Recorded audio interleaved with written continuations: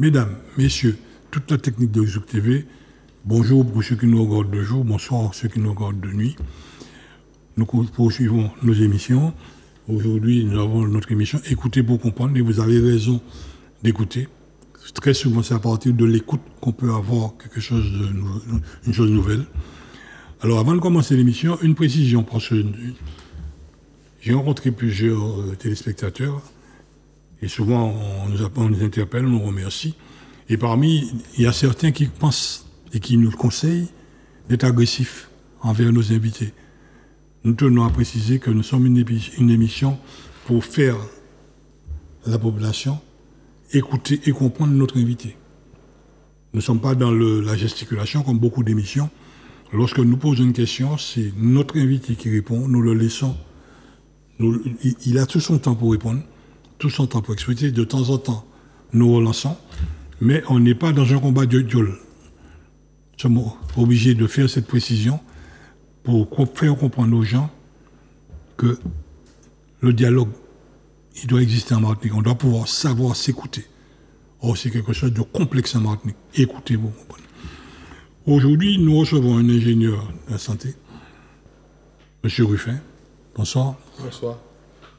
Merci d'avoir accepté notre invitation.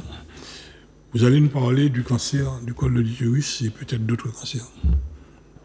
Vous êtes le président d'une association, justement. Précisez. Bon, je ne suis pas président, je suis directeur d'une plateforme régionale qui s'occupe du cancer, qui n'est pas une association, mais un établissement public, puisque c'est un groupement d'intérêt public national qui a pour but justement de coordonner et de porter de l'expertise en matière de lutte contre les cancers dans le territoire.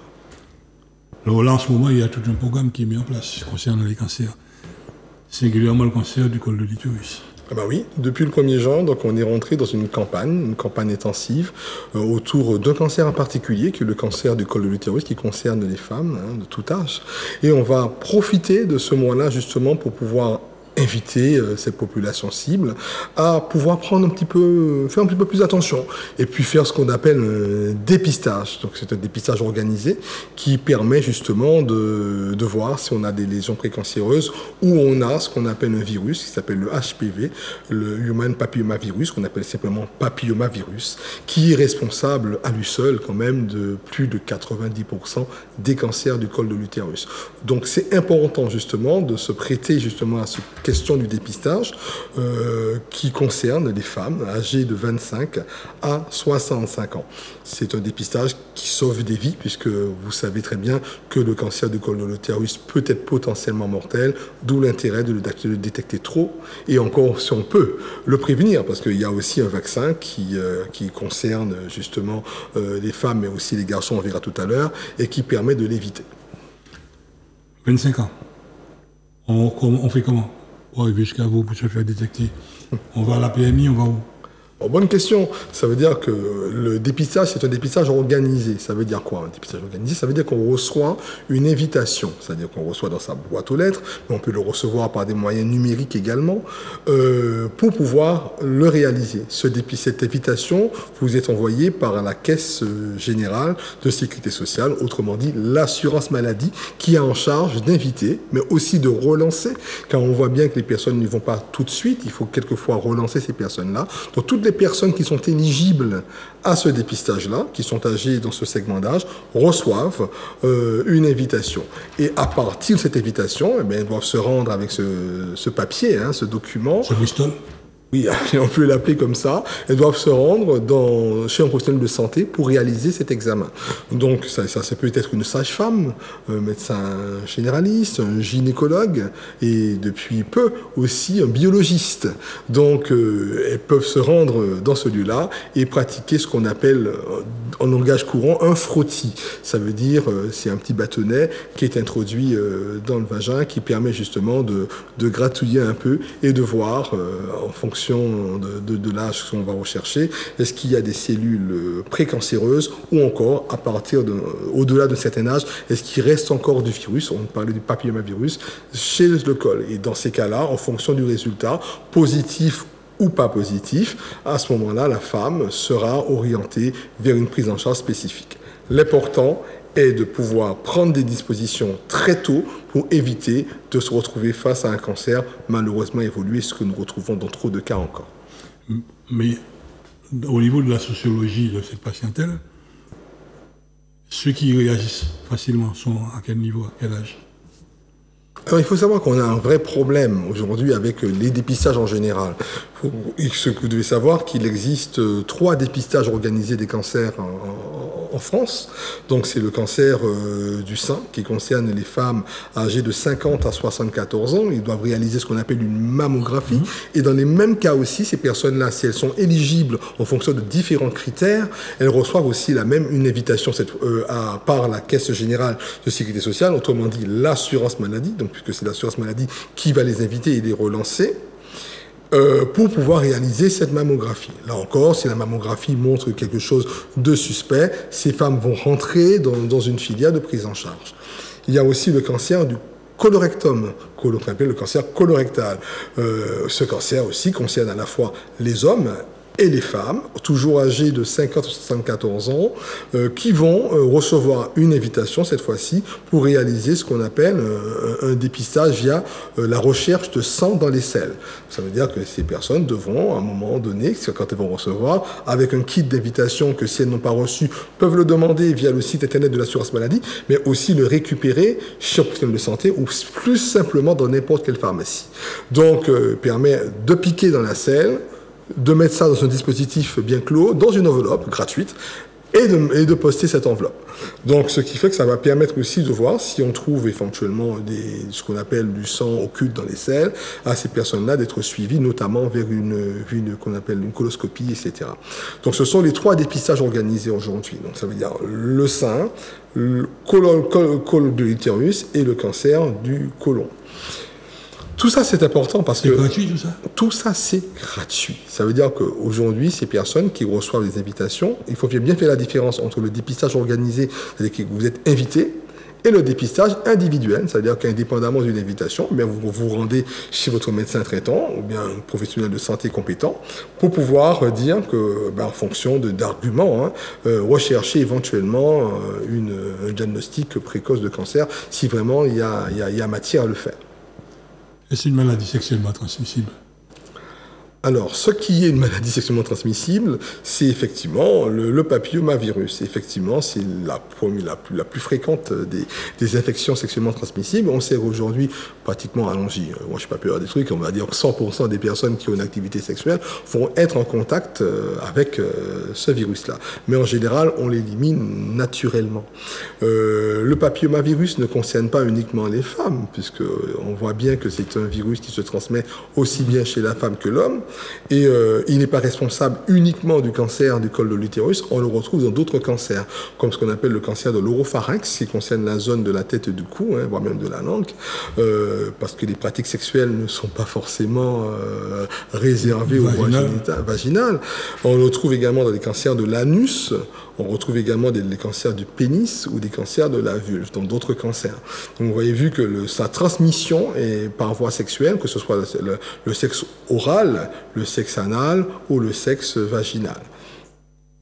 Donc on est tous concernés, même si au mois de juin, nous parlons essentiellement du cancer du col de l'utérus, mais effectivement la vaccination contre ce papillomavirus qui est proposé effectivement maintenant aux jeunes garçons, aux jeunes filles, que j'encourage parce que c'est un vaccin sur lequel on a maintenant beaucoup de recul. On peut même aller jusqu'aux 26 ans, en tout cas pour les hommes ayant des rapports sexuels avec d'autres hommes, parce que c'est aussi une maladie qui est assez fréquente dans les milieux de ce qu'on appelle les hommes ayant des rapports sexuels avec des hommes, lieu dit LGBT, gays, etc. On retrouve ça. Donc il y a aussi matière à parler plus généralement de cette infection qui provoque, comme je le disais tout à l'heure, certains cancers. Moi, je pose la question. Nous sommes au mois de juin. Nous allons bientôt rentrer pour les grandes vacances. En général, c'est cette période où, en dehors du carnaval, où tous nos jeunes ont le plaisir de se rencontrer ou de se découvrir. Oui, mais c'est bien pour ça qu'il faut sortir couvert. Donc, on le répète jamais assez, mais je pense que les messages de prévention, ce sont des messages très importants. Il faut savoir qu'on parle beaucoup, je veux dire, d'HIV. Mais ça, c'est très important parce qu'il faut continuer à en parler aussi et à faire ce qu'il faut pour se protéger. Aujourd'hui, il y a suffisamment d'éléments pour se protéger contre l'HIV, mais il n'y a pas que le HIV-Sida en matière d'infection. On a une reconnaissance, par exemple, de la syphilis.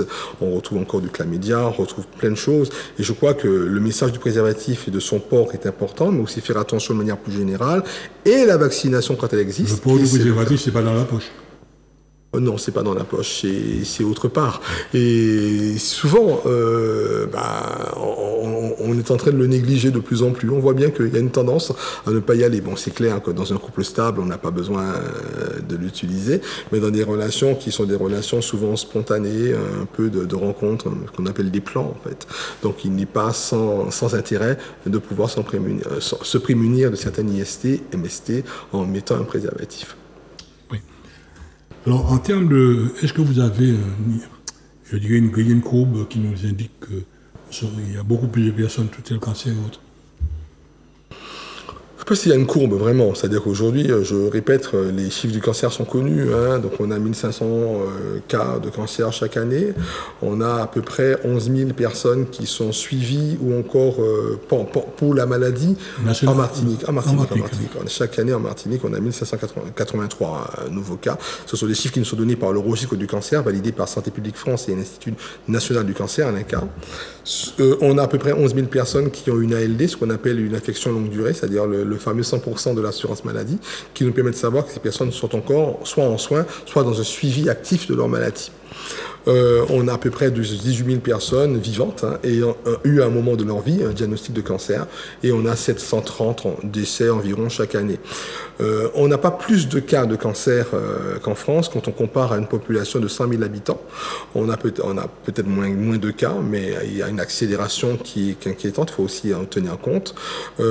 On a aussi une survie qui n'est pas dans toutes les localisations préoccupantes, mais dans certaines localisations, dont le cancer du col de l'utérus, on a un taux de suivi qui est beaucoup moins intéressant que le taux de survie en France hexagonale. Moi, je me dis que le problème aujourd'hui de la lutte contre le cancer en Martinique, c'est le diagnostic précoce. Ça veut dire qu'il faut consulter le plus vite. C'est-à-dire que malheureusement, on voit que les gens attendent avant d'aller voir un médecin face à un symptôme. Et le message n'est pas le bon. Le bon est que quand vous avez quelque chose qui est atypique, ne pas hésiter. On sait que dans le cancer du sein, par exemple, dans 9 cas sur 10, ce cancer, on peut le guérir. Mais il y a toujours cette condition, il faut le diagnostiquer tôt. C'est le cas du côlon. Malheureusement, on a encore en Martinique des gens qui attendent trop longtemps avant justement de se faire soit détecter, soit dépister d'un cancer. Quelle est la place de l'environnement dans le cancer ?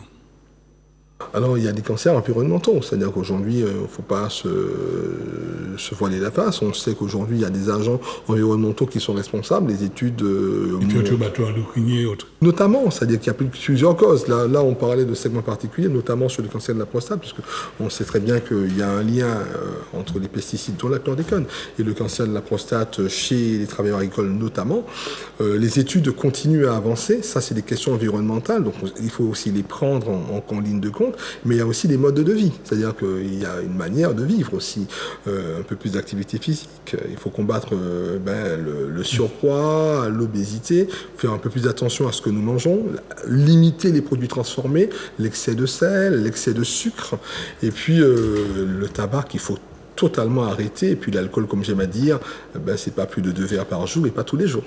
Donc il y a aussi des règles d'hygiène qu'il faut, et puis ça c'est pas vrai uniquement pour le cancer, c'est vrai pour un certain nombre de maladies, l'hypertension, l'insuffisance rénale, aussi le diabète dont vous connaissez aujourd'hui la situation de la Martinique où on a des chiffres très préoccupants de maladies chroniques. Oui. On a détecté toutes ces pathologies à partir de ce que nous buvons, ce que nous mangeons. Et souvent, nous voyons des grands panneaux publicitaires. On nous offre du poulet à 1,50 €, pratiquement 1 € du kilo. Quand on regarde tout, la provenance de ce poulet, quand on regarde ce poulet, il est bourré d'hormones de croissance, singulièrement les ailes de poulet. Qu'a-t-on prévu pour justement alerter la population à ce niveau ? En fait, vous savez, après, c'est plus général. Nous portons, en tout cas, la plateforme de cancérologie, avec le soutien de l'ARS, ce qu'on appelle un label, qui est le label Bien manger local en santé. Et mon pays cultive aussi sa santé. Donc l'idée, c'est quoi? L'idée, c'est de savoir qu'est-ce qui est bon, qu'est-ce qui est moins bon et ce qui n'est pas bon. C'est l'excès qui nuit en tout. Hein. Je pense qu'il faut aussi... Top, c'est le gâteau soupe. Voilà. Ce qui fait dire aujourd'hui qu'il faut vraiment revenir au classique, c'est avec les fruits et légumes. Une consommation, je veux dire, vraiment plus équilibrée dans la manière de faire. Et ça fait aussi partie des messages de prévention que nous passons. Mais nous ne passons pas tout seuls. Moi, je parle de cancérologie, mais comme je vous dis, je crois en la santé globale. Je ne vais pas porter une santé uniquement contre le cancer. C'est-à-dire que quand vous mangez moins salé, moins sucré, ben vous allez intervenir sur les maladies cardiovasculaires et d'autres maladies aussi. Et je crois que ce dont nous voulons rappeler à la population, c'est que souvent, on creuse notre tombe avec notre fourchette. Et l'idée, c'est aussi de suivre ces actions de prévention qui sont souvent rappelées, peut-être pas suffisamment. Je pense qu'il faut toujours être dans la répétition, dans la pédagogie, c'est ça, hein, c'est aussi répéter, répéter, répéter, et puis dire aux gens avec les mots qu'ils comprennent, c'est-à-dire non pas non plus leur dire de manière trop savante et trop compliquée, et il faut parler aux gens tels qu'ils nous comprennent. Et je crois que le peuple martiniquais c'est un pays suffisamment intelligent et suffisamment lucide pour comprendre si on lui explique avec beaucoup de mots simples et en proximité de ses réalités, et lui donner aussi les moyens aussi d'y accéder, qu'effectivement il y a des conduites, des règles qui sont nécessaires d'adopter pour pouvoir être en bonne santé et éviter certains cancers. Nous ne sommes pas égaux devant la maladie. Non. Et comment faire comprendre à une femme qu'il faut qu'elle aille très rapidement faire son dépistage, parce que d'après certains symptômes, d'après certains comportements ou autres, qu'elle est déjà dans cette voie de cancer. Oui, cette année, enfin, Juin Vert va s'intéresser aux femmes justement qui sont invisibilisées par des faits, de phénomènes de précarité. Vous savez que notre territoire est un territoire avec un fort taux de précarité, un fort taux d'illectronisme aussi, où les segments de population ont besoin d'être accompagnés. Et le cancer, la lutte contre le cancer requiert aussi une démarche de travail social. C'est-à-dire que vous ne pouvez pas non plus prendre une population et puis dire des interdits sans accompagner concrètement sur le terrain. Eh bien, on a envie d'y aller et c'est ce que nous faisons pour ce mois-là, mais on ne le fera pas uniquement en juin et puis quand on arrivera en juillet, on ne fera plus. Je crois qu'il faut vraiment prendre ce tournant de l'ingénierie sociale contre le cancer, avec notamment les femmes en situation d'addiction. Ça aussi, ça existe. Elles ont le droit aussi de protéger leur utérus. Les femmes migrantes, des femmes qui sont aussi victimes de violences de toutes sortes. Il y a des compagnons, des conjoints, appelez-le comme vous voulez, qui interdisent purement à leurs femmes d'aller voir le gynécologue, en disant voilà que non, c'est pas possible. Et puis casser aussi certains messages, comme des femmes qui vont vous dire moi j'ai pas de mari, j'ai pas d'homme, j'ai rien, j'ai pas la peine de faire de dépistage du col de l'utérus. Ça sert à rien. Alors que non, c'est pas parce qu'en fait on est actuellement en situation de célibat qu'on n'est pas concerné. C'est pas pervers. Voilà, donc ce qui fait qu'il faut vraiment porter ces messages-là, les porter, les redire, et puis aller chercher dans les niches qui ont le plus besoin de nous. Ça veut dire ces femmes qui sont très souvent isolées, qui sont en rupture avec nos messages, en rupture avec la prévention, et qui ont besoin d'être déjà vues, d'être repérées, d'être accompagnées, et surtout avoir des traductions de nos messages. Et c'est ce qu'on essaye de faire. Il ne s'agit pas uniquement de mettre des panneaux 3x4, de payer des grandes campagnes. Bon, ça, il faut le faire aussi. Du bouche à oreille. Du bouche à oreille, mais du bouche à oreille de très grande proximité, c'est-à-dire le voisin sera un préventeur, le pharmacien, le boucher, le pâtissier, peu importe la personne, il faut que nous soyons tous des ambassadeurs de la lutte contre le cancer. Oui, ça je crois vraiment. Oui. C'est pas une maladie honteuse. Il n'y a aucune maladie honteuse. Je pense que la maladie, on ne doit pas en avoir honte. C'est un épisode douloureux souvent dans des vies qui personne ne choisit d'être malade. Et très longtemps, on a stigmatisé des gens parce qu'ils avaient peut-être la syphilis, ils avaient le sida, vous avez connu des moments, la lèpre par exemple, à des moments. Je pense qu'il ne faut pas discriminer par la maladie. Enfin, ce que je vous dis, c'est très facile de le dire, mais le regard de l'autre est là. Et c'est bien pour ça aussi que quand on est malade, on doit aussi aussi être accompagné, avoir un parcours qui tienne compte des stigmatisations du fait de la maladie. Donc, il est pour nous aussi très important de penser aussi à ceux qui sont malades, car le fardeau de la maladie, déjà un fardeau physique, parce que une maladie, ça fait mal, hein, ça fait mal, c'est potentiellement mortel parfois, c'est invalidant, ça handicape, et puis ça fatigue beaucoup.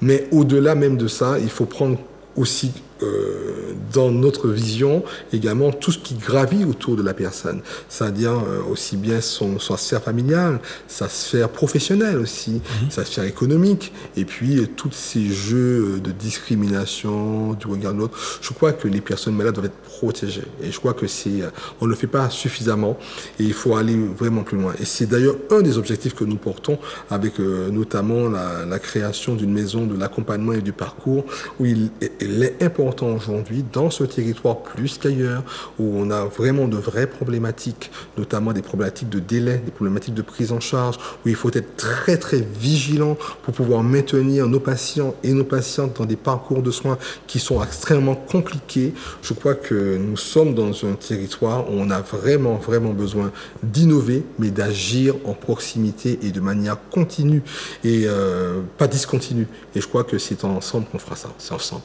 avec l'ensemble des forces vives. Oui. On sait que pour 5 minutes de plaisir supplémentaire, on peut avoir des années de bonheur en moins. Maintenant, le contexte aujourd'hui, avec notre modernisme, l'IA, l'informatique artificielle, et pas. Vous savez que aujourd'hui, tout est déshumanisé. Est-ce que là, il n'y a pas aussi un risque? Souvent, pour voir un médecin, il faut passer par docteur libre. Il faut savoir travailler un ordinateur, travailler un portable et tout ça. Ce qui fait qu'aujourd'hui, nous ne voyons pratiquement pas les intervenants. Est-ce que ça n'est pas un danger, un frein? Oui, vous savez, moi je porte l'innovation. Je suis pour que les choses avancent, je suis pour la technologie, je suis pour qu'effectivement qu'il y ait, je veux dire, cette évolution technologique, y compris au service des malades. Parce qu'on voit bien que la technologie aujourd'hui a fait tellement de progrès qu'on peut guérir plus de malades. On peut vraiment, là où, par exemple en matière de cancer, on n'avait plus de solutions, grâce au progrès scientifique, aux progrès médicaux, eh bien on arrive à avoir des solutions qui font que... Allons-y. Ce sont les professionnels là. Oui, mais je reviens. Tout à l'heure, je vous disais un mot, le mot accompagner. Ça veut dire que l'innovation, oui, il faut qu'elle soit là. On peut pas être contre l'innovation, mais il faut pas que l'innovation soit un sujet de discrimination, d'isolement, de rupture, voire de rejet d'une partie de la population. Et encore une fois de plus, ce seront les personnes les plus exposées et les plus sujets à des discriminations sociales qui vont en être des victimes, quelquefois au prix de leur vie. L'innovation, oui, mais rappelez-vous, je vous ai dit qu'il faut mettre un peu plus de travail social en matière de lutte contre les cancers. Ça veut dire qu'il faut accompagner tout le monde. Aucune personne en Martinique, en tout cas sur le territoire où je m'intéresse, ne doit aujourd'hui être discriminé en raison d'une technologie ou une autre. Ça veut dire qu'il faut mettre des gens, de l'humain, au rendez-vous de cette population, de manière à accompagner tout le monde. Alors ça, on le dit souvent, mais il ne faut pas le dire. Là, le moment est venu de le faire. Et je crois que c'est... Vous me connaissez un peu, Monsieur Grabin, maintenant. Je crois que mon militantisme, c'est un mot que j'emploie très volontairement parce que je pense qu'on peut être militant professionnel, est en faveur de l'inclusion de toute personne. Et peu importe la personne la plus éloignée, il faut qu'elle soit dans le système. On ne peut plus composer une cancérologie à 2, 3, 4, 5 vitesses. Tout le monde c'est moun. Et nous avons vraiment besoin de mettre dans cette stratégie l'ensemble des forces vives. Et c'est pour cela que dans un mois comme ça, eh bien, on va s'intéresser davantage aux personnes qui ont le plus besoin de nous, à savoir celles qui ne vont pas accéder naturellement à nos messages de prévention. À chercher aussi. Ça fait partie de nos missions et je crois qu'il ne faut pas lésigner. Innovation, oui, mais pour tous. C'est-à-dire que pas pour une partie. Tout le monde doit profiter de l'innovation. Pratiquement, il n'y a plus de PMI en Martinique, par rapport à hier. Alors ça, je ne sais pas, je ne m'occupe pas des PMI. C'est une observation. Et l'assistance sociale qui, des fois, visite les personnes dans les foyers, elles sont habilitées à pouvoir pousser ces personnes à aller vers ces dépistages et tout ça? Comment ça se passe? Elles ont cette mission en main? C'est ce que nous mettons en place. Je crois qu'il faut... Il y a des compétences partagées. Aujourd'hui, les CCAS jouent un rôle crucial, c'est-à-dire que la proximité sociale dans une commune, c'est son CCAS. Et puis on sait très bien, c'est le champ de compétences, notamment de la CTM, en matière de social, médico-social, et voire même au-delà, même une compétence aussi de plus en plus affirmée, et heureusement d'ailleurs, en matière de santé, et aussi en matière de lutte contre les cancers. Je pense qu'il faut... Je ne suis pas dans une logique où on doit avoir des chasses gardées. C'est-à-dire que dire, voilà, ça c'est à moi, ça c'est à toi, ça c'est à moi, c'est à toi, ça ne fonctionnera pas. Je crois qu'aujourd'hui, il faut inclure tout le monde. Et il faut encore faire une plus grande place aux collectivités territoriales. On ne pourra pas faire sans elles. C'est-à-dire on ne peut pas aujourd'hui penser la santé sans avoir aujourd'hui l'appui fort de la CTM, sans avoir l'appui fort des municipalités, des EPCI. C'est pas possible. Et je crois que, même si c'est une compétence de l'État, ça n'empêche pas, de mon point de vue, qu'on puisse développer des actes de collaboration, voire même dans la décision. Et je crois que ce que nous portons, en tout cas en cancérologie, c'est ce travail partagé, ce travail en commun. Et on le fait de plus en plus. Mais comme je vous dis, il faut toujours aller plus loin. Malheureusement, quand on a fait un bout en ce pays, on a tendance à dire que ça s'arrête là. Non, non, non. Au-delà même d'un progrès, eh ben, c'est des centaines de petites actions qu'il faut penser, parce que de ne pas s'arrêter là pour dire bon comme ça. Il faut toujours aller plus loin. Et je crois qu'en matière de dépistage, en matière de prévention surtout, parce que la prévention, vaut mieux prévenir que guérir, de dépistage, en matière d'organisation aussi des parcours de soins, de prise en charge, on a besoin de tout le monde. Et nos instances doivent être ouvertes. Et un constat que nous faisons, nous avons de plus en plus de jeunes filles avec des règles très douloureuses. Est-ce que c'est une piste? Est-ce que c'est quelque chose qui peut déboucher à terme vers un cancer? Oh, je ne peux pas vous répondre. Je ne suis pas un médecin. C'est plutôt une question médicale des gynécologues. Je n'ai pas noté, en tout cas à mon niveau, de lien direct entre l'endométriose que vous évoquez et éventuellement un risque de cancer. Il y a peut-être des études dessus, je ne le sais pas. Mais ce que je sais, que cette problématique doit avoir aussi de réponse de santé pour ces jeunes femmes. Et aujourd'hui, vous voyez que la filière endométriose se met aussi en place. Je crois que je vous dis qu'on ne va pas prendre la santé en l'isolant sur une pathologie. Ça c'est moi, ça c'est pas toi, ça c'est moi, c'est pas toi. Je crois qu'il y a une santé globale aujourd'hui. On est vraiment dans un système où la santé doit dépasser nos petites frontières, nos petites œillères. Voilà. Et je crois que quand on parle de la santé humaine, eh bien, tout le monde peut s'exprimer. Et c'est une démocratie qui doit être très élargie. Et je me dis que je suis de plus en plus heureux quand je vois que des voix s'élèvent, que ce soit en cancérologie, que ce soit, on parle d'endométriose, mais également diabète, peu importe le sujet, pas forcément dans la maladie, ça peut être aussi dans l'alimentation de manière générale, dans le bien-être, etc., peu importe. Je me dis qu'aujourd'hui, le rendez-vous de santé de notre population est un rendez-vous de société. À propos de rendez-vous, nos petits jeunes qui auront bientôt des rendez-vous là, avec les vacances, quelles précautions devront-ils prendre? Je parle des garçons. Parce que il y a aussi certaines maladies qui peuvent être transférées à ces garçons. Ou inversement. Je pense qu'il y a des vrais messages de prévention qu'on connaît pendant ces vacances. Il faut rappeler le préservatif, il faut rappeler aussi la limitation de l'alcool, des stupéfiants, de la cigarette, des excès en tout va, etc. Je crois qu'on est aussi dans un milieu où on voit de plus en plus de jeunes s'adonner au cannabis, à ces fois des stupéfiants de plus en plus gradients. Il faut faire attention. Il n'y a pas que les IST, il y a tout ce qui va avec. La violence, la sécurité routière aussi, il faut parler de tout ça. On va avoir le tour des yoles prochainement. Je pense qu'il faut faire attention de manière générale. Je pense qu'on n'est pas... Les messages de prévention auprès de la jeunesse, ce sont des messages qu'il faut rappeler. Et ça commence aussi par la maison. Je pense que les parents ont aussi un rôle à jouer dedans.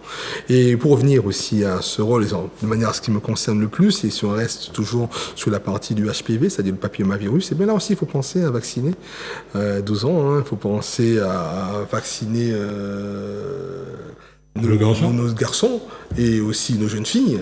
Et ce vaccin, j'insiste, les pays qui l'ont mis en place ont vu les résultats. Il y a eu une campagne portée par le chef de l'État, une volonté politique très forte de vacciner en classe de 5e. Je regrette qu'on n'ait pas pu avoir le nombre de personnes vaccinées qu'on escomptait, mais il ne faut pas lâcher. Il ne faut pas lâcher. Quand il y a une solution qui fonctionne, il faut y aller. Oui, ce vaccin fonctionne. Et oui, on a besoin en fait de réduire ce fardeau qu'on a notamment en matière de cancer du col de l'utérus, cancer de l'anus, je rappelle, le cancer de la cancer des testicules, de la gorge. Testicule, c'est peut-être pas de papillomavirus. Non, c'est d'accord, mais il y a de plus en plus de cancer du testicule. Alors ça, je sais pas les chiffres, mais si vous le dites peut-être, mais en tout cas, de manière globale, tous les cancers évitables doivent faire l'objet de messages très forts de prévention. Et ça, on sera vigilants, je veux dire, non seulement dans les prochains jours, on l'était déjà, mais on va renforcer notre vigilance et notre action avec un plus large réseau de partenaires sur la prévention et le dépistage. Je pense que c'est très important. On sait qu'au niveau du col de l'utérus, ça se manifeste, mais au niveau du garçon, ça se manifeste comment? Je vous l'ai dit, vous avez effectivement des cancers de l'oropharynx qui sont de toute la zone de la gorge jusqu'à la langue, à la base de la langue. On a parlé tout à l'heure des rapports orogénitaux. Vous avez des cancers du rectum, c'est-à-dire qu'il y a des garçons qui ont des pratiques anales, qui ont besoin de cette santé anale. Et vous avez des cancers du pénis, c'est-à-dire que tous les cancers qui peuvent être avoir pour origine le papillomavirus doivent faire l'objet d'une vigilance. Et c'est pour ça que j'ai déjà rencontré pas mal d'associations, notamment l'association qui s'occupe d'immuno LGBT, mais des associations comme Aide Martinique, Action Sida, et on va encore aller beaucoup plus loin de manière à pouvoir permettre à ce que nos messages soient relayés, dire voilà que oui, le papillomavirus provoque à plus de 90% le cancer du col de l'utérus, mais pas que, et on est tous concernés, hommes et femmes. Donc vigilance. Et prévention.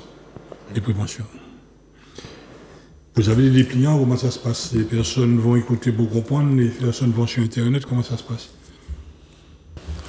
Internet, on a une fracture numérique, c'est-à-dire que tout le monde n'a pas encore la compétence. Pas parce que les gens ont des WhatsApp, on pense que les gens maîtrisent l'outil. C'est ce que je vous dis. C'est-à-dire que ceux qui sont à l'aise avec l'outil Internet, ils vont trouver des messages sur Internet.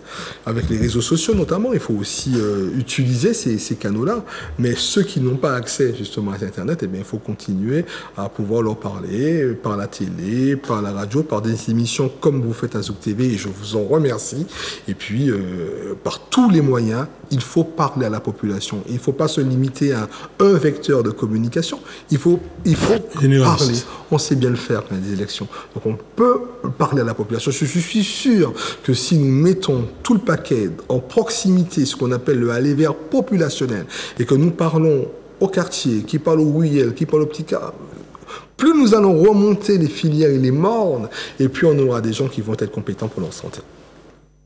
Et c'est sans complexe qu'on doit pouvoir s'adresser à ces personnes. Il n'y a pas de complexe. Aujourd'hui, vous êtes en 2024, monsieur. Oh, il y a encore beaucoup de complexes face à certaines situations. Oui. On voit dans certains couples le dialogue, il est inexistant. Oui. Il refuse d'entendre telle ou telle chose. Bon, quand on voit maladie, par exemple.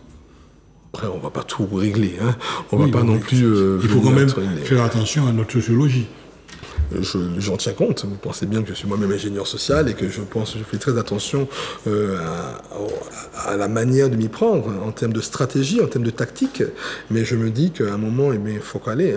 Faut caler. Des fois, c'est très difficile de s'adresser à quelqu'un, de dire certaines choses. Mais quand vous mettez le pied dans le plat, souvent vous voyez que les gens vous disent merci. Parce que vous n'osez pas. C'est-à-dire qu'il faut être audacieux un peu aussi. Il faut prendre un peu de risque aussi. Sortir de la zone de confort et puis dire voilà, nous qui failli. Et puis failli franchement. Et puis ça se passe pas uniquement chez l'autre, chez le voisin, à la télé. Ça peut aussi nous concerner directement. C'est ce qu'on oublie. Et ce qu'on oublie très souvent. On est tous concernés. Et je me dis vraiment que quand on parle de cancérologie, quand on parle de maladie, quand on parle de santé, il n'existe pas sur cette planète un être vivant qui n'est pas concerné. Et assez souvent, c'est long le truc. Là maintenant, qu'on va commencer à penser, réfléchir, j'aurais dû avoir fait, mais il est trop tard. Enfin, en matière de... Mais disons-le à ceux qui nous écoutent, hein, pour le moment, il n'est pas encore trop tard. Donc, c'est des bonnes résolutions sont à prendre maintenant pour justement cette santé. Donc, profitons de ce programme de Juin Vert pour pouvoir faire le point sur le cancer du col de l'utérus pour les femmes concernées. Celles qui ont reçu l'invitation de l'assurance maladie d'aller faire ce frottis. Il y aura tout un programme qui sera disponible sur le site de la plateforme de cancérologie, mais aussi le site de l'ARS et d'autres partenaires aussi. Ceux qui n'ont pas reçu d'invitation, passez un petit coup de fil à l'assurance maladie pour leur demander l'invitation. Monsieur Ruffin, oui. Vous avez déjà dit plusieurs fois de passer un coup de fil à l'assurance maladie. Il faut déjà pouvoir y accéder. Aujourd'hui, on a déshumanisé ces services. Pour avoir un rendez-vous, trouver quelqu'un à la Sécu, dans beaucoup de services publics, il faut d'eau fort, très fort.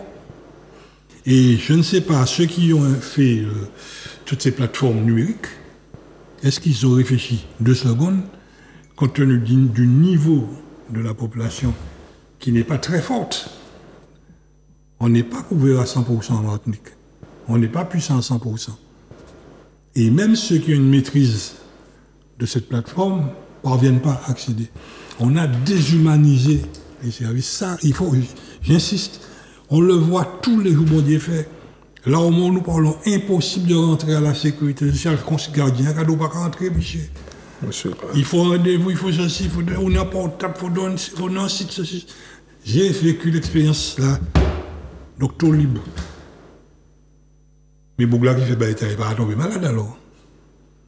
Si on n'a pas de relation de personne, faut un début à rentrer en compte, au point ça, il faut aussi qu'on tienne compte de ça. J'insiste. Je suis totalement d'accord avec vous. Et c'est pour ça, en fait, que je n'arrête pas de dire l'innovation, le numérique, je veux bien. C'est une belle chose, oui. Mais il faut que ce ne soit pas non plus une cause de rupture et d'inégalité d'accès aux soins de santé. Et moi, je vais plaider pour ma paroisse. S'il faut que nous allions former des gens en proximité pour leur apprendre à l'utiliser, mais c'est peut-être une utopie. Mais il faut utiliser nos relais sociaux, les CCAS, les bénévoles, les associations. Il faut qu'il y ait une solidarité pour permettre aux gens d'accéder justement à ces services-là. Moi, je ne pourrais pas me battre contre l'évolution. Mais ce sur quoi je pourrais me battre, c'est si j'en ai les moyens, et je pense que je pourrais les avoir, je fais confiance à ceux qui nous portent pour pouvoir justement permettre à cette population qui est divisée. C'est-à-dire, un côté, ceux qui peuvent, un côté, ceux qui ne peuvent pas. Et qui ne pourront jamais. Eh bien, c'est là, moi, pas d'accord pour là. Je ne vais pas le dire en forme de constat. Je dois le dire simplement que je vais m'intéresser. Ceux qui peuvent, eh bien, continuer. Par contre, ceux qui ne peuvent pas, il est de mon devoir, M. Grabin, de pouvoir permettre un jour que ces personnes aient exactement les mêmes droits pour leur santé. Car il n'y a pas de santé à deux vitesses. Et ça, je vous le dis avec beaucoup souvent pas dire de colère, parce que je pense que quand on veut que ça fonctionne, il ne faut pas avoir peur de mettre le doigt là où justement ça ne fonctionne pas. C'est très facile de faire de la cosmétique, d'aller là où ça fonctionne et de dire c'est bon, pas de problème. Eh bien non, on va justement ouvrir ces boîtes de Pandore et libérer la parole et les mots de ces gens-là. Et ça, c'est le travail social. Et ça, c'est mon engagement de travailler en partenariat avec l'ensemble des acteurs. Oui, j'y crois. De toute façon, les résultats que j'attends, c'est chez ces personnes-là. Et je ne peux pas aujourd'hui ne pas m'y intéresser. Alors, vous trouvez ça peut-être prétentieux de ma part de dire qu'on réussira. Si nous ne réussissons pas, c'est notre pays qui perd, M. Grabin. C'est notre pays qui recule. Alors, allons réussir. Le 22 Agnières. Vous dites le 22 Agnières. Non. C'est la blague de Fernand Reynaud. Dites-moi. Pour avoir un numéro à Paris, il fallait appeler New York. Pour avoir le numéro à Paris. Et c'est exactement, on est dans cette même configuration. Et c'est pourquoi nous insistons, il y a ceux qui nous regardent, pour leur dire non. D'autre côté, il y a des personnes qui ne savent pas vous joindre. Là, comme vous dites, là, il faut qu'on puisse continuer à les titiller pour faire en sorte qu'on brise Monsieur Grabin, cette chose. Il ne faut pas se donner de repos. Là, il s'agit de vie de personnes, il s'agit de personnes humaines, il s'agit de Martiniquaises et de Martiniquais. Il y a ce qu'on dit, parce qu'il faut le dire avec nos mots, il faut le dire gentiment, voilà. Et puis, il y a la vraie vie. Et c'est dans cette vraie vie-là qu'il faut que nous nous engagions. Et ça, c'est un combat de tous les jours. il faut gagner pour ceux qui ne peuvent pas gagner seuls, M. Grabin. Et c'est là, aller les chercher, travailler avec elles, accompagner ces personnes-là, c'est tout, pour moi, c'est le premier devoir de tout citoyen. Alors, une question, est-ce qu'il y a, au niveau des cabinets des médecins, des pharmacies et autres, est-ce qu'il y a un élément, enfin, un message qui est mis par rapport à cette campagne? Nous communiquons le plus largement possible. C'est vrai que vous allez voir que nous sommes très relayés maintenant sur ce qui concerne Juin Vert. Peut-être pas autant que c'est le cas d'Octobre Rose, qui est devenu un grand... Oui, Octobre Rose s'est mis vraiment en action pour voilà. Ça puisse fonctionner en Martinique. Oui, mais... Je profite pour saluer Sandra, qui était animatrice à RFO à l'époque. Elle a œuvré beaucoup pour ça. Eh bien, il y a Sandra, comme vous dites, mais il y a aussi toutes ces associations de femmes. Amazon, extraordinaire travail. Oui, elle est dans Alexandra. Oui. Sandra Arlet, fondatrice d'Amazon, mais il y a aussi Nathalie Chilan avec Matété, il y a aussi l'association Singulière, la Ligue contre le cancer. Les associations sont là, elles font un travail impeccable. Il faut les soutenir davantage aussi. Mais là, on est sous le segment du sein. Moi, je veux porter toutes les causes. Général. Et c'est un travail qui est de longue haleine, qui ne va pas aboutir du jour au lendemain, qui va demander de longues nuits sans sommeil. Mais la cause est noble et il faut y aller, il faut y aller, il faut y aller, il faut y aller. On aura des bâtons dans les roues, quelquefois, qui réveillent là. Mais il faut se relever et dire voilà qu'on ne le fait pas pour nous. On le fait pour la Martinique, on le fait pour l'ensemble des Martiniquais, l'ensemble des Martiniquaises, et on le fait pour l'humain. Quand on voit là, dans l'actualité cette semaine, une semaine ou deux, à la maison de la femme, là, un gamin c'est 18 mois, ses parents qui l'imbibaient de drogue. C'est terrifiant ça. Quand on a quelqu'un qui agresse un enfant, ça va être dangereux. J'ai compris. C'est là en fait. Malheureusement, ce sont des choses qui existent. Ce que je dis que ce combat est universel, c'est un combat de justice sociale, c'est un combat qui porte, je veux dire, des réalités plurielles et qui n'est pas propre à la Martinique, c'est un combat international. Oui, mais c'est ici que nous vivons. Eh bien justement, c'est ici que nous devons protéger. On commence par balayer devant la porte Kainou. Et balayer devant la porte Kainou, c'est pas cacher la poussière en bas en tapis, qui n'a pas quand même existé encore, c'est tirer la poussière à la vraie aller et puis veiller à ce que dorénavant il n'y ait la poussière. Son péché besoin, c'est rien. Et je crois que ce combat que nous menons est un combat qui est beau. On le mène contre les cancers de manière générale. On le mène de manière très active durant ce mois de Juin Vert, et je reviens parce que c'est l'objet aujourd'hui de ma prise de parole.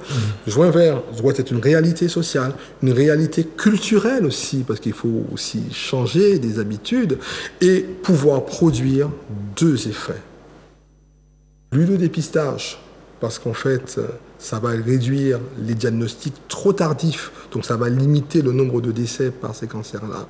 Rappeler qu'on peut prévenir ce cancer aussi par un vaccin, donc éviter le nombre de ces cancers-là, et puis dire aux gens que la santé est un élément important, que ce soit femme ou homme, et chaque occasion qui nous est donnée d'agir pour notre santé, on nous prie.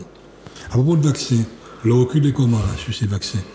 Parce que quand on voit ce qui s'est produit pour le Covid, il y a des personnes qui sont pratiquement anti-vaccins, qui deviennent de plus en plus anti-vaccins. Alors, quel est le recul que vous avez sur ce vaccin ou ces vaccins? C'est un vaccin qui est connu. Je dis qu'on n'est pas du tout... Enfin, vous savez, je n'ai pas d'avis sur tout ce qui est propagande. J'essaie de rester dans mon domaine de compétences.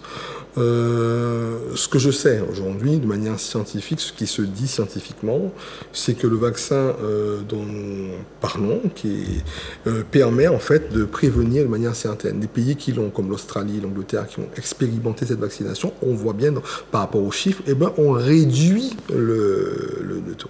Nous ne le faisons pas semblant. Monsieur Grabin, vous savez très bien que la Martinique a toujours été vaccin, c'est-à-dire que ça ne vous a pas échappé, le bassin de Radoub, notre culture même. Bon, après, il y a eu une polémique Covid. La Covid, j'ai envie de dépasser ça. J'ai envie de sortir de ces freins, de choses comme ça. Et il faut qu'on se relève de ça. Et qu'on n'ait pas des lorgnières, je veux dire, Covid-centrées. et qu'on arrive aujourd'hui à se dire qu'on a un peu d'intelligence entre ce qu'on sait qui fonctionne et ceux sur lesquels on a eu des doutes, ou on a encore peut-être, mais en tout cas, ce n'est pas le cas pour ceux dont on parle. Concernant donc ces femmes, vous dites 25, de 25 ans à 60 ans 65. 64 65. et 65. Il n'y a pas de détection au-delà de 65, il n'y a pas certains cas de retour, je dirais. Ah non, je vous parle bien de ce qu'on appelle le dépistage organisé, c'est-à-dire le dépistage qui est sous invitation de l'assurance maladie, où vous recevez chez vous une enveloppe, vous l'ouvrez, il y a une invitation, ça c'est l'organisation. Mais à tous les âges, vous vous occupez de votre santé, et c'est le rôle du médecin traitant. Dépistage ou pas dépistage, ce qu'on appelle le dépistage individuel, c'est-à-dire la manière dont vous avez votre relation avec votre médecin traitant. Il y a des personnes qui sortent du dépistage organisé et qui continuent à faire des dépistages. Ça, c'est vrai aussi pour le sein et le côlon. Mais on a contenu de manière collective, c'est-à-dire le dépistage organisé, ce segment d'âge. Mais, bien entendu, on peut en parler très librement, voire même dans toutes les consultations, y compris les consultations de PMI, avec un professionnel de santé. Là, maintenant, le message du dépistage organisé est celui-ci, mais ce que nous portons avant tout, c'est qu'il doit exister une relation de confiance avec son médecin traitant. Et cette relation de confiance, il n'y a pas mieux que le médecin traitant pour accompagner son patient. Il le connaît de manière globale. Le mot-clé, c'est la confiance. La confiance, pas aveuglément. La confiance, mais aussi, je veux dire, la responsabilité. C'est-à-dire, et on peut avoir confiance et être responsable. Je pense que ce qui permet d'être en bonne santé, c'est d'être responsable de sa santé. Et puis, pas d'affolement. Parce qu'on a un petit bouton levé en côté pour quand on court. Non, pas d'affolement. Surtout pas d'affolement. Mais consulter, en parler, discuter, chercher, ne pas cacher, c'est pas... Faire ce qu'il y a à faire. Pas d'affolement. Et j'aime bien parce que je me dis souvent que si ça commence comme ça, il vaut mieux aller là, pont du vent avant le grand pont. Et éviter de jouer au médecin aussi. Oui. C'est bien aussi de rester contenu. Les plantes, oui, on peut faire tout ce qu'on veut. Mais... C'est l'automédication, mais quelqu'un qui vous voit, qui brusquement a décidé, docteur, il y a d'autres qui savent bon, il y a pas bon. C'est quelque chose que nous voyons régulièrement ici. Je ne vais pas avoir d'avis sur notre culture, car vous savez qu'on est ce qu'on est. Et on est aussi fiers de ce qu'on est, et vous me connaissez. Et je ne vais jamais sortir de l'identité culturelle de la Martinique. En revanche, ce que je porte, c'est que cette identité culturelle n'enlève pas le bon sens. Et je crois que c'est pas parce qu'on a une identité culturelle, je suis premier à remporter plein d'identités culturelles, qu'il nous manque le bon sens. Eh bien oui, on peut être ancré dans ce que nous sommes, le traditionnel, mais on sait qu'à un moment, ça pour nous faire. Et ça pour nous faire peut passer par le dépistage, mais aussi la vaccination. Surtout songer, c'est pas mes jours été on va venir en flé. C'est jamais le premier jour. On va venir en flé. Donc veillez pas manger. Et faire attention pour ne pas arriver là, ou puis on le clique. C'est ça même. Et je crois que c'est pour ça que des émissions comme ça, écouter pour comprendre, c'est vrai que c'est très difficile au début, parce que c'est assez technique, mais il faut faire plus simple. Le cancer aujourd'hui, en 2024, on en guérit dans la plupart des cas. Donc, pas payer. Puis attends. Mais c'est ça, justement. Et c'est ça mon message. C'est exactement ça mon message, M. Grabin. Pas attendre sans faire rien conscient qui est sorti et puis qui dit faire son paix. On ne pas dire pas faire son paix. Mais ne pas oublier qu'il existe une médecine conventionnelle qui est de plus en plus performante, de plus en plus démontrée et de plus en plus qui donne des résultats. On le voit bien. Quand nous avions dans les années 70 pratiquement pas beaucoup de solutions, je vois en 2024 des patients qui peuvent faire du cancer, quelquefois dit de mauvais pronostics, sur ce que me disent les médecins, une maladie chronique. Mais ça veut dire qu'on est suivi. On est médicalement suivi. Et j'insiste sur ce suivi médical qui est important en Martinique. À propos de suivi médical, il y a un suivi permanent que nous voyons. C'est tous ces messages de guérison que nous recevons par WhatsApp. Ça aussi, il y a un danger énorme. Quand souvent je prends lecture de ces choses, savoir ce qui se passe, comprendre notre société, tout le fait de dire, faire comprendre qu'il y a un spécialiste, un docteur, oui. La martinicalité n'équivaut pas au complot, hein, ni à la défiance systématique contre, je veux dire, ce dont on peut bénéficier. Culture, oui. Il faut que tradition, identité, il faut qu'on arrive à vivre pleinement ça, nous y est, martinicalité. Ma foi, Ah ben, mais ni des limites pour nous mais dépasser. des limites. Faut pas nous venir non plus couillons, pas que nous tomber dans un sorte de bagaille et puis nous croire que non, il faut arrêter, il faut se dépasser et il faut se dire qu'aujourd'hui, que exister ou non, on existe dans le monde. Et notre existence dans le monde suppose aussi que nous réfléchissions.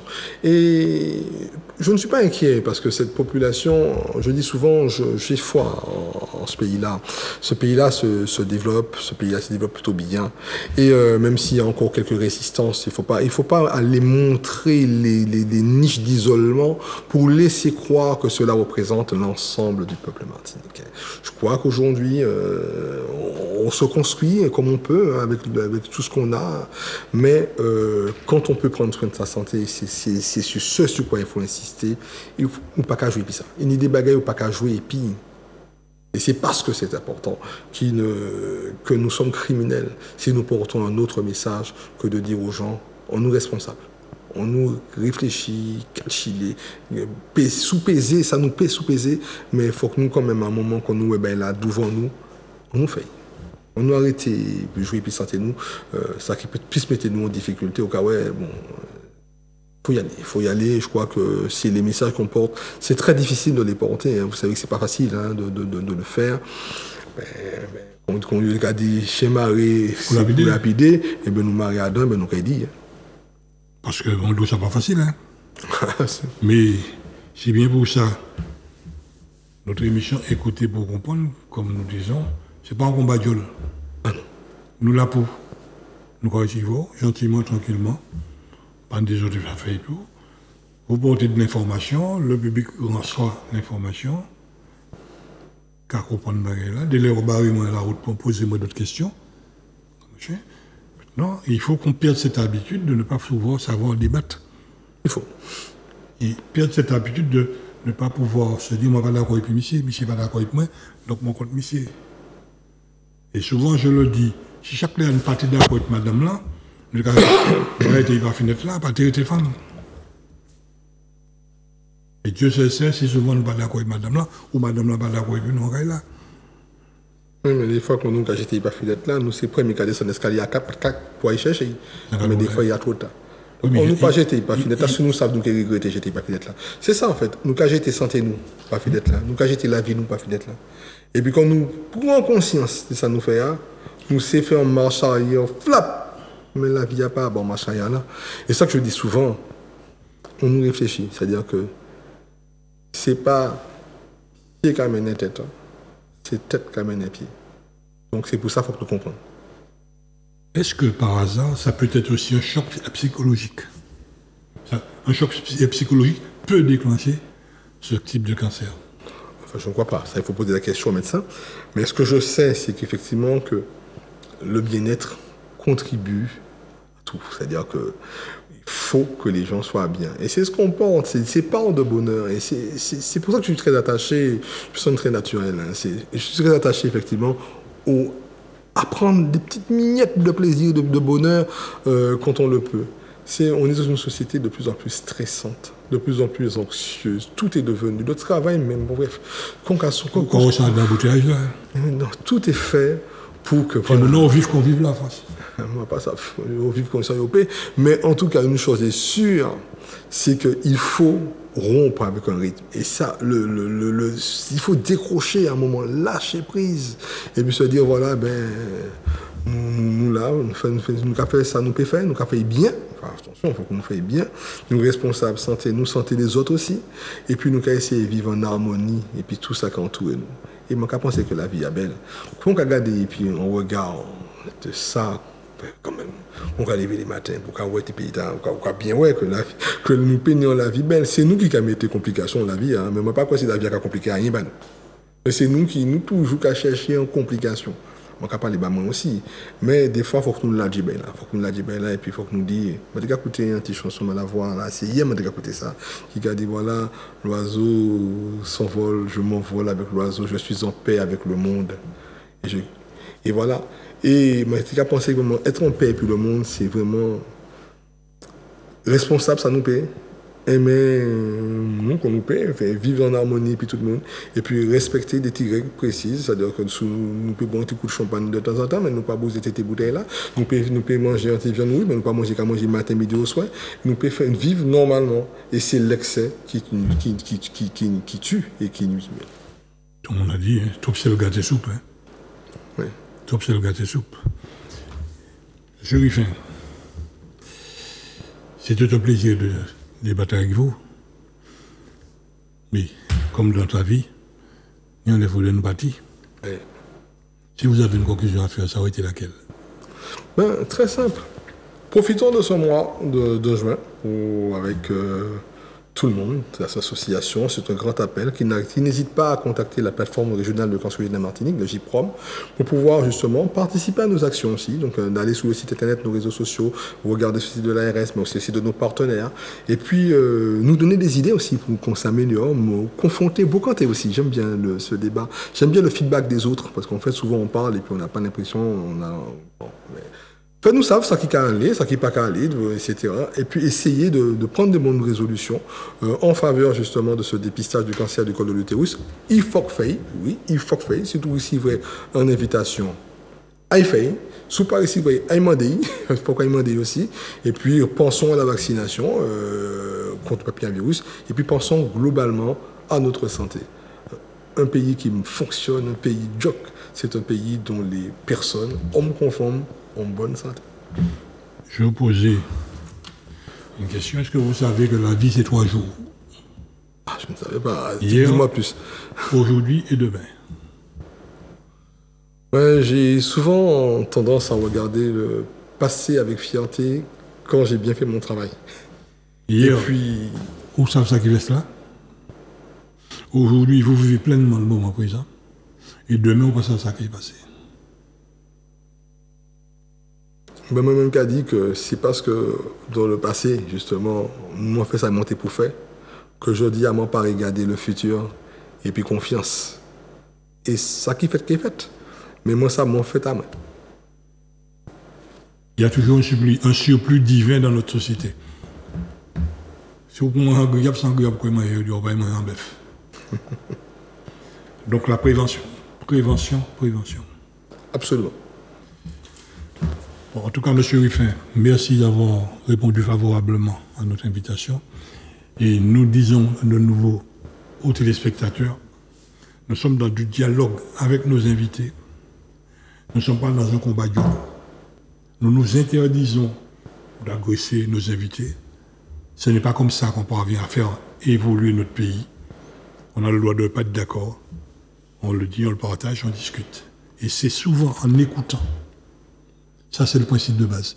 Écouter pour comprendre. Et souvent, à partir de l'écoute, peut jaillir quelque chose de nouveau. Et tant qu'on n'a pas compris ça, nous ne pouvons pas aller devant. Merci encore et à très bientôt.